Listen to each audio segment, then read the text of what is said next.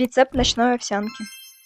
На просторах ТикТока мне очень много попадалось таких видео, и я решила повторить. Берем сметану, молоко и кефир. В целом вы можете взять вообще любой кисломолочный продукт. Наливаю это все в заранее подготовленные емкости. Мне пришлось перелить, потому что было неудобно перемешивать. Дальше я на глаз добавляла геркулес, ну или овсяную крупу. Далее добавляю сахар или мед. Я добавила и то, и другое.